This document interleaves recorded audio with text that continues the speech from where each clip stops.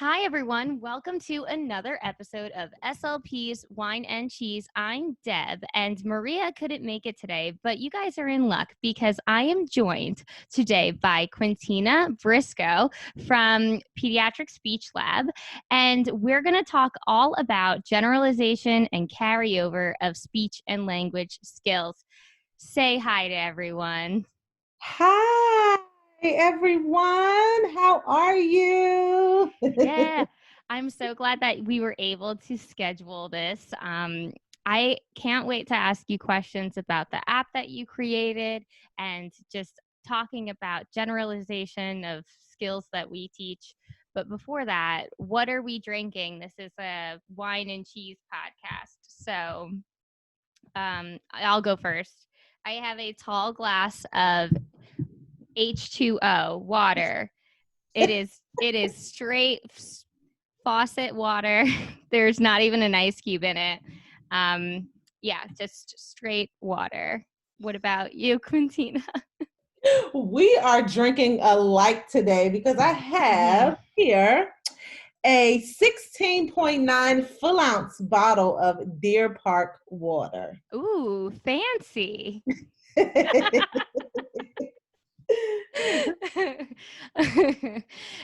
Yeah, so that's appropriate though, I think, because I'm sure that we as professionals have recommended to our clients to maintain hydration, and we just want to promote generalization and carryover of those skills by modeling that behavior. So Mm, here we are drinking yes, water. being great models. Yes. So, can you tell us a little bit about yourself? Of course, of course. So, my name is Quintina Briscoe. I am a speech language pathologist. I actually own a speech and hearing clinic in the DC, Maryland, and Virginia area. So, I am the CEO of a speech and language clinic, private practice. We also train teletherapy clinicians. We do a lot of trainings. So, the speech part is the actual speech and language therapy, but the lab portion of speech, pediatric speech lab, is the teaching part of the company. Wow. Okay, so is this like a consultative type? Yes, so we are in the process of getting CEU certified. So Oh, we will soon be offering our courses as CEUs for clinicians because our courses are so interactive and fun. We just want to offer something a little bit fun. right. Yeah, and right now we are all being expected to take on all new technologies. So, really, any resource that you can get a hold of is helpful. Yes, yes. So you offer training for speech therapists so that they can like utilize teletherapy Yes. So we offer strategies. training. Okay.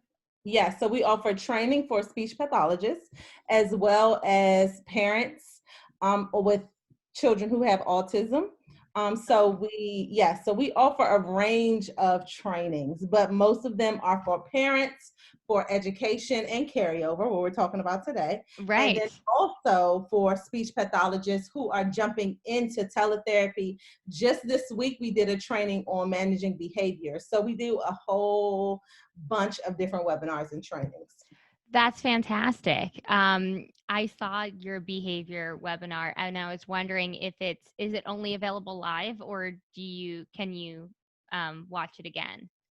So we have put that on the app, and I think you're going to go into talking Oh, about that yes, too, right? yes, yes. Yeah. Okay. So we put that on the app along with the other webinars as well. So you can do it live. I love it live because you're able to ask me questions and we can Right. talk. I love to talk to the clinicians. I love to be really intimate with them. Right. So I'm excited about doing it live, but you can also catch the replays on the Okay. Yeah, I'm not going to miss the next one. You just made me feel pretty excited. app. So that's pretty amazing that you're located where you are. Does that require like multiple licensures or is that all like reciprocity? So you mean as far as the trainings? No, for where you said that you're Oh, located in the Maryland, DC, because that's like yes. all kind of a cluster, right?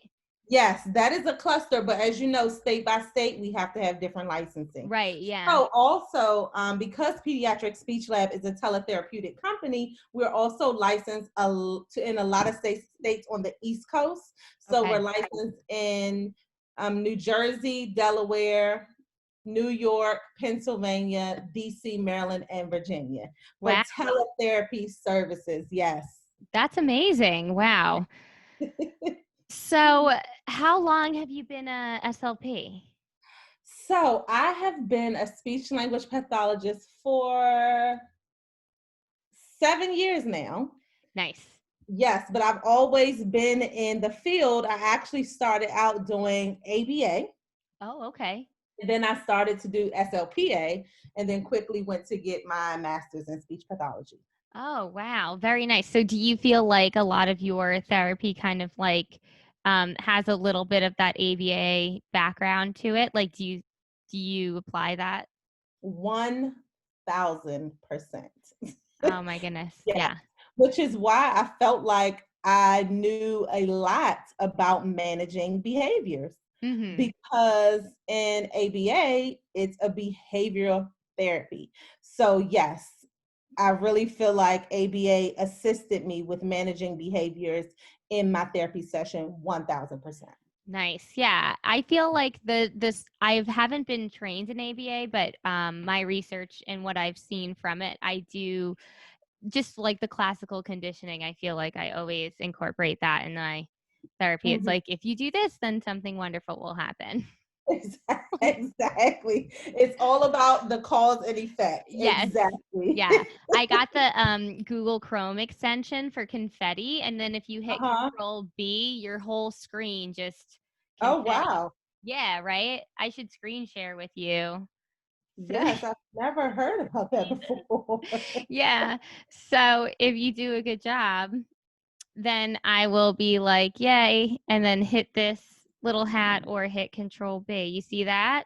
Good Oh, job. wow. Look at that Oh, excitement. wow. Is Wouldn't that your Google window? Yeah, so it's just a Chrome extension. You just like type into Google Chrome extension confetti. Okay. It was the only option. I wish there was like bubbles. I wish I could have fish going across my screen. I would Yeah, love more of super these. cool. But yeah, so then I just make it whenever I feel like I'm losing them, I just make it do confetti. But it could be fireworks. I would like more of these extensions. If you know how to make a Google Chrome extension, hit me up. I got ideas. I need to do that. But yeah, it's cool. So you said you have an ABA background. Did you mention that if you had a focus area? I don't want to assume that it's ASD, but that's what I would. You should definitely Okay. assume, because, Okay. because it's definitely ASD. Okay. Definitely autism spectrum disorder has melted my little heart away. I am just in love with my babies who have been diagnosed. Yes, Hmm. ma'am. That is Okay, yes. That's a my great answer. specialty. Yes, and I also feel like, and it's crazy that you said that, because now I'm realizing that I feel this way, probably because I was introduced to ABA first. Right. That was my initial impression for like the basis of my assumption. Yes, Because I feel like you talk about all different topics on your Instagram, so it's yes, not like it doesn't appear that you're favoring autism. But yes.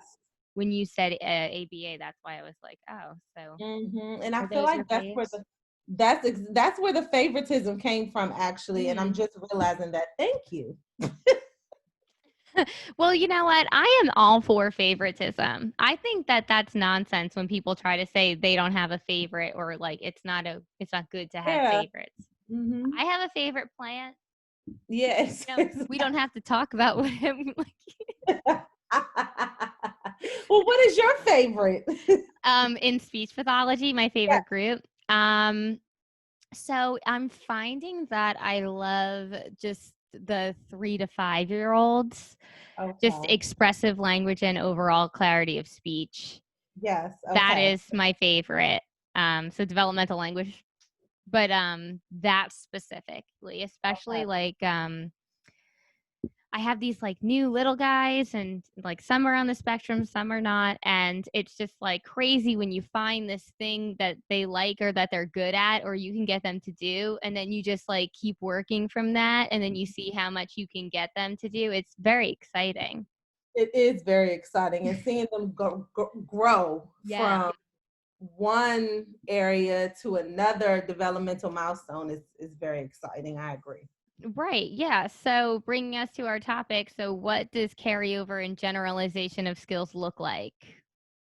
So, carryover to me, which is the reason I actually developed the app, Mm-hmm. carryover to me is getting the parents involved. Yeah. We really have to get the parents involved, because once the children have gotten their therapy once or twice a week for 30 minutes to an hour, it's so hard for the parents to go home. Well, it's not hard for them to go home, but leaving the session, I think it's very important that they are understanding of what we're working on, their Yeah. actual treatment plan, what we expect of them. So carryover and generalization of skill to me is having the family understand and having the family support the child in a way that will eventually speed up the prognosis. Absolutely. And you have to make those expectations clear, like you said. Yes, And how will the parent know about what they should be doing or could be doing if you're just really adhering to this, just like 1-to-1, 2 times 30 model? exactly, exactly. And our practice here at the Pediatric Speech Lab, we have a very precise practice. Once the therapy session is over, we Hmm. leave about 5 minutes for the family and the clinician to go over what they did in the session, what Hmm. they're going to do next in the session, and recommendations as far as when they go home, and the expectation of what it is they need to do once they get home. Right, right. So, what are some kind of carryover tips that you might typically give to a family? Because I know it has to be applicable. It has to be like not a situation that you create, but a situation that's going to be like naturally occurring within their life. And it's Mhm, like, when this happens, do this. So, what mhm. kind of like feedback or tips can you give to parents? So, in relation to, I think that was a good point that you brought up about it being functional, relating to their actual life. Hmm. So, a lot of times we do make our goals very functional. I mean, academic tasks are academic tasks. We have developmental milestones, but if families are in a specific, if they're identifying with something specific, then we make sure that we carry over with them what it is that specifically we're working on in the session. So, Hmm. say we might be working on in a short period of time, or during that time, the parent might be working on potty training. So, Right. in that actual session, if we're working on following directions, we're going to take what you have at home and make it very consistent with what we do in therapy. So we're doing following directions, then we're making sure we're working with potty time.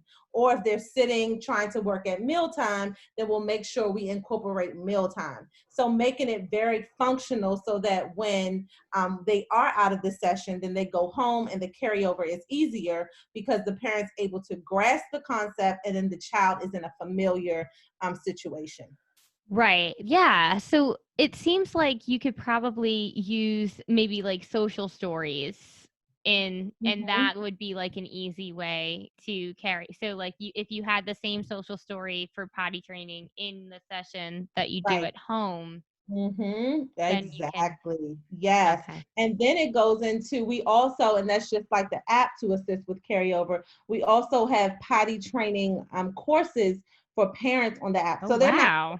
but they're actually they are a handout. So I Uh-huh. offer a visual schedule, step-by-step direction, the supplies that they need, just telling them everything that they need to gather in order to potty train the child. So making it functional here, then with carryover, making it functional on the app, and then carrying over and making it functional at home. Right. Yeah. And it's like, I think it's great that you're instead of creating a situation where you can like coax language, you're just trying to talk about something that they're already inevitably doing. Yep. And in all situations, it doesn't really work out like that Uh-huh. because of the age, and maybe there's not even really something specific that the parents are working on at home.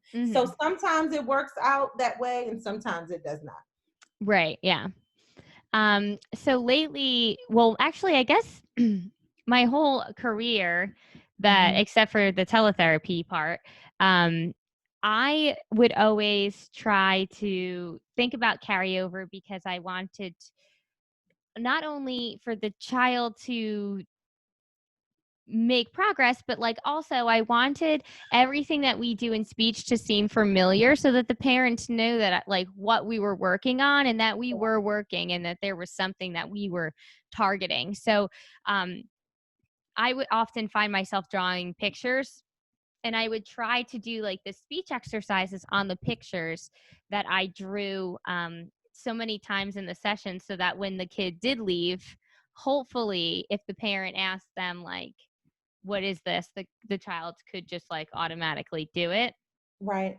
And then that would be my carryover. So I like, though, what you said, that you reserve that communication time to talk to parents, Yes. because yeah, in most settings that I worked in, I didn't have that opportunity. I kind of only just relied on the worksheets that I made. Right, right. And sometimes the parents really, they might not understand.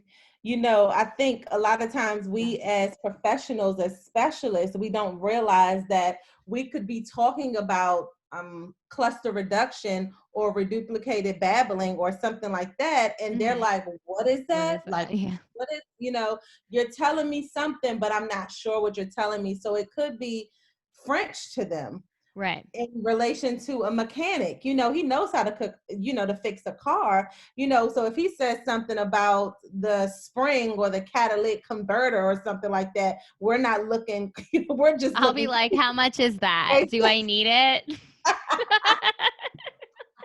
Exactly. So What? it's so important that even when I used to work at an elementary school and I was in IEP meetings, I definitely made sure that I did not use our language. Right. The You know, jargon. I mean, exactly. also, like, so much of speech pathology terms are so inappropriate. I don't even want to use them anyway. It's like push in, pull What's out, your swallowing, penetration. Like, God forbid somebody pulls up a folds on the computer. Yes. Oh my goodness. One time I looked at it, I went to Asher like 3 years ago, and you see it and it's bothering me, right? And so I went in my phone like a few days after that, and I was like, whoa, What like, do I? Yeah, and it's smaller, so like you didn't see it. exactly. And I was like, whoa, that's just the vocal folds. Okay. And I was like, what in the world did I take a picture? Hysterical. Oh my goodness. Yeah. But but it's so important that so I like how you said like carryover and generalization are two different things. You're saying like carryover is the parents understanding and applying what we're doing in Yes, speech, and then yes. generalization would be doing that spontaneously eventually in their own life. Like potty Mhm. training now is a Right. success. Exactly. Yeah. Exactly. Yeah. So then I wanted to talk about like why carryover and generalization is like so important. But like obviously it's important because that's what we're working on. So we want it to happen. But sometimes I think it's difficult as a clinician to like shift your focus in that direction so that you're like, I have to make sure that what we do today does not just stay here in this session, that it leaves Yes. here. And Yeah. sometimes it's hard to like get past that. So I don't know. Do you have any advice? So, of course, you mean for clinicians, right? Or for Yeah, parents? for clinicians. So, for clinicians, I think one thing that I can definitely advise is lesson planning. Mm-hmm. The thing with lesson planning and any type of planning is that you have an idea of what is to come. So if Mm-hmm. you lesson plan for a week or for that day, and you're able to say, this is what we'll work on, but this is what I'm going to send home, you're Right. able to kind of plan it out and make a choice to let the parents know, okay, this is what they're coming home with. And now, you can get familiar with that information. Right. Yeah. Planning is a good idea. Yeah. Yeah. But let's see how many. But and that's like Planning. so cliche. Wow. I know, I know. Planning is like, yeah, Yeah. okay, because I have a hard time with planning as well. Mm-hmm. But when I do evaluate the children that I evaluate, I do try to give out websites. Mm-hmm. I also try to give out just Right. applications as far as helpful applications on the iPad or the iPhone, your Android, anything, Mm. which will assist with just the entire process so that they can follow along. Right. Yeah. I think that I do similar to what you're saying. So each like, even if you didn't get the opportunity to plan, you have like a backup of all these other resources that would be beneficial to that child. Exactly. Yeah. And sometimes the planning doesn't even take a whole lot. Right. It doesn't Yeah. really take a whole lot. We might be doing a worksheet and then have that worksheet, one worksheet for the session, but send that same worksheet home. Exactly. Yeah. Yeah. Um, and then also, so I just lost my train of thought what I was going to think about. Oh, so now that's what I wanted to talk about. So, I did always struggle with that carryover, like the mindfulness of it. Like, how am I going to bring this home if I'm so detached from home? I've now been teleported into homes. It's Right. very strange. Right. So, like, this is what made me really want to reach out because you sent me a video describing the app, which sounded amazing. And then Yes. I was thinking, like, I'm now in these people's home. They hear me the whole time. So they know, like, not only do they know like the vocabulary we're using, they know the way in which I expect the child to perform that. Mhm. Yeah. So I think everything's getting way more carried over. Yes, definitely. Because if you think about it, they're in your session, right? Yeah, yeah. And they're like, okay, your speech pathologist just worked on this. You know how to do. You Yeah. can do. You just did. Right. Yeah. So, like, if we're working on come here or eat more, then they can use those core phrases, come here and eat more, throughout their day and know that we're working on saying it clearly and using it independently. Um, so, And like, yeah. also, I'm sorry. And then also, even if you relate it to an actual space. Hmm. So, usually kids relate the come here or I want more to the actual speech and hearing clinic. Sometimes I hear the parents say, it's so hard to get them to do this at home. But since Uh-huh. you're actually teleported inside the Right. kitchen, Yeah. I'm in the now kitchen. Eat more. exactly, they can generalize it, or they can start to realize, okay, I said this inside the kitchen. I can get more of apples. I can get more of this. So now that you're actually in their space, they can relate what they've learned to their actual space. That is amazing to me. I'm just thinking about that. Yeah, and it feels like I've never, and it's sad and I'm not proud of it, but like in my, I think 8 years of being an SLP, I have not been in contact with this many parents on a regular basis in my entire career. Even Yes. when I worked in a clinic and there was like a waiting room, it still was like kid after kid after kid. Like, so I couldn't talk to them for very long. Yep. Wild. And it shows me, I don't know, that it's an easy part of therapy to neglect because Yeah.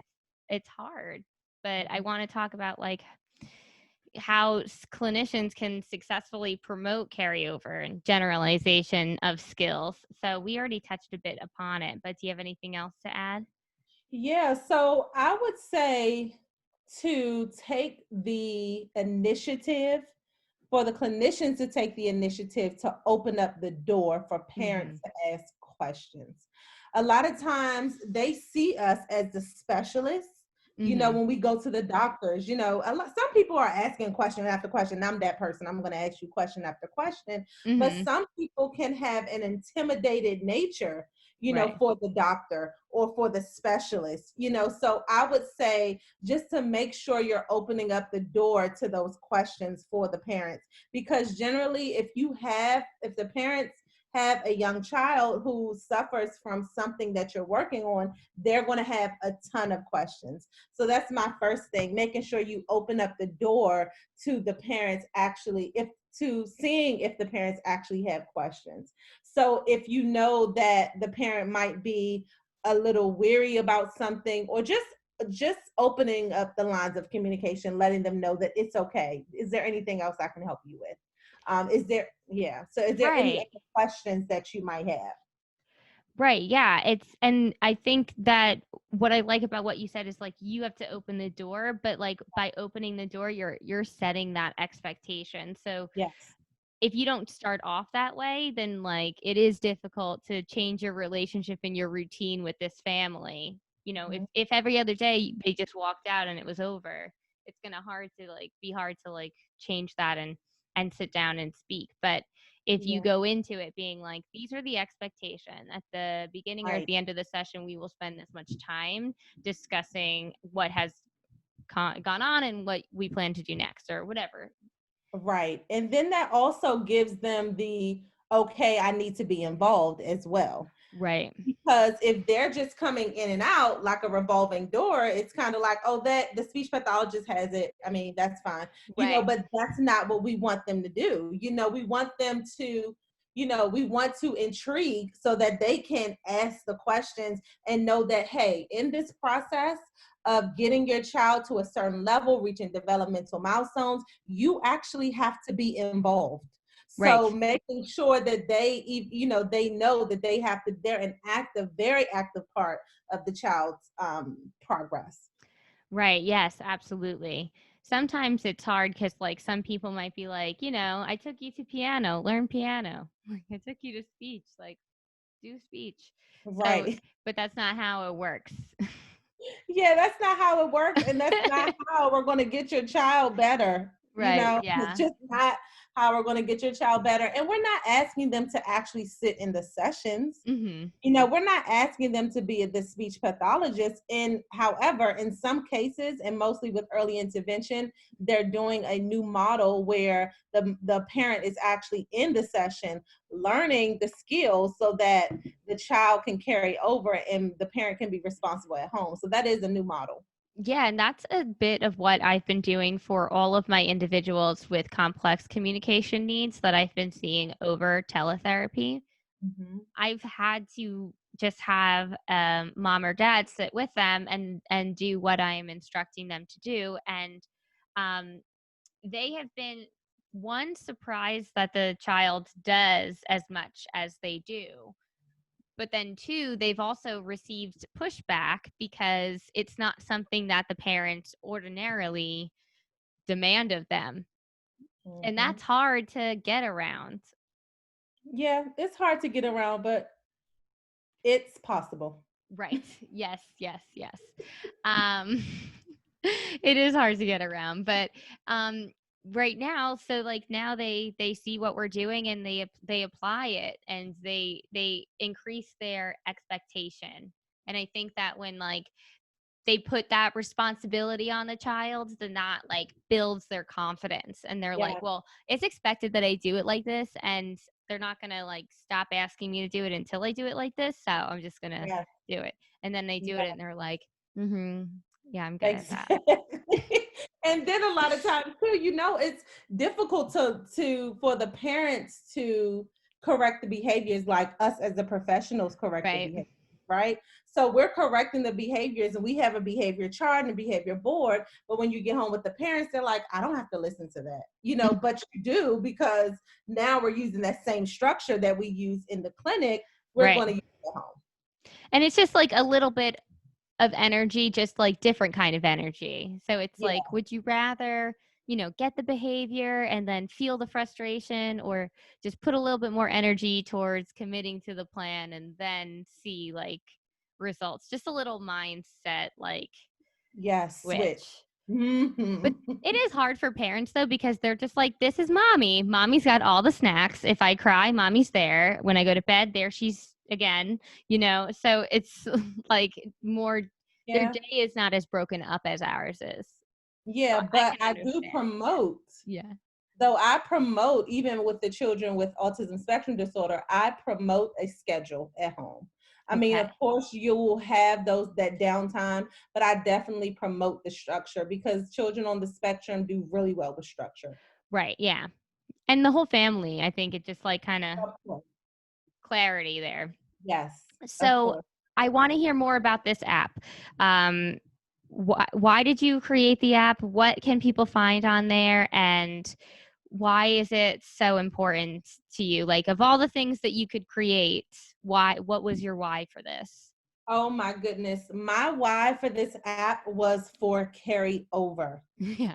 So many of my parents, when we leave the session, when we leave the IEP meeting, when we leave the evaluation, when we do progress reports, when we do any, it's Mm-hmm. always like, what do I do? Miss Tina, I need something else to do. What do I do? What should Right. I be doing on a daily basis? So the app actually pulls all of that together. Right now we have flashcards that are updated every 2 weeks where they have flashcards as far as cluster reduction, gliding. Right now, we're doing a revamp to the app, so it'll be so much more on there. But the app also has access to blogging boards. So it has a speech pathologist board, it Oh, has a teacher's board, a parents board, so parents can go on there and say, hey, does anybody have any experience with potty training a child with autism? Does right. anybody know where I can get a whatever online for this type of diagnosis? Then the parents can also have access to the speech pathologist on the blogging board, and this is a nationwide thing. You can literally take your phone and download the app. And some of my clinicians are on the app too. So it's a speech pathologist locator. So Okay. the clinicians are on there. You put in your zip code. The clinician will pop up and say, hey, my name is Quintina. I specialize in fluency and cluttering. I've been a speech pathologist for this long and I'm ready to work with your child. Oh, So, wow. that's the speech pathologist locator. Oh, There's so many things on the app. We also have the the recordings of the trainings that we do. So if you want to go on there and you want to learn how to manage behaviors in your session, then you'll just go on there, download the recording, download the freebies that come with the recording, and then the potty training course. There's so many resources on the app to allow parents to carry over the information. There's no reason why you shouldn't be able to. You have access to the specialists, right. flashcards. So everything is like, it's literally just handed to you. Yes. But then also it's great for us clinicians, because it's like, Yes. here you go. Like, maybe I don't have time to plan or I forgot, but just look up anything in this category and Yes. that would be helpful. Yes, yes, yes. So the app right now it's coming together wonderfully. There's a lot of things that we're putting on there, and there's some things that we highlight in versus other things that we don't. Mhm. But as time goes on, it'll definitely grow, and I'm so excited about the app. It is a free app, so you won't have to pay anything for the actual app. The That's resources amazing. Yes, the Wow. resources on there are they're growing, and every single day God gives me a vision and I put it out. Oh So my goodness. That's amazing. Amazing. And did you have a lot of like uh hands-on with creating the app, or did you have it like a developer? no, I have the keys to my back office. I do everything Oh with my the goodness. So Wow. you're not talking to or getting any advice from or having anything developed. Well, they did. I have a developer that actually developed it and put it on the store, but Right. all of the content comes from a speech and language pathologist. Okay, wow, No wonderful. content comes from anybody else. That's amazing. Yeah. Fantastic. So I So, update the app and everything. is that like a whole full-time job, or does it kind Ah, of like, yeah, yes. I can Yes, it is. imagine. Oh It my is goodness. a full-time job. Okay, listen. And if Quintina's doing it, then people better go on there and use all that stuff because Yes, it's already done. yes. It's a full-time job. You hit it right on the nose. Oh Woo! my goodness. But it must be a little addicting because like I'm a content creator as well. So it's like, even though it's a full-time job, you're like, but what if I did this? And Mhm, like you just keep mhm. doing it. Yeah. But it's a And lot. then I think firsthand, we're able to see in the field as a specialist, we're able to see what the parents and the children need. And then we're able Mhm. to see what our colleagues need as well. So when I see that, I put the stuff out. I love it. So I'm going to guess like our tips and tricks section here is going to be check out Pediatric Speech Lab in the App Store. It's also on Android and Yes. Google Play, right? Google. Yes, Yeah. Google. Google Play, Yeah. Apple Store. And then also if you go to the pediatricspeechlab.com page, Mm-hmm. the app link is there and it'll say download the app and then you'll just scroll. It has all the highlights of what the app has and you'll just hit it if you have an Android or hit it if you have an Apple and it'll take you right to the app store. Amazing. So before we head out of here, I usually ask the guests to end with a quote or a motto or a mantra, just anything that you tell yourself to get you through the day. Yes. So I'm a very spiritual person. Mhm. And one of the Bible verses and the quotes and my all-time favorite quote in the Bible is Jeremiah 29:11. For I know the plans that I have for you, the plans to prosper you and not harm you, plans to give you a future and a hope. So that is my most favorite. I love that. That's amazing. Thank you so much for being here. This timer says less than a minute, so I don't know if you're just going to like get disappeared. I don't know what's going to happen, but Okay. I'm going to stop recording. Stop.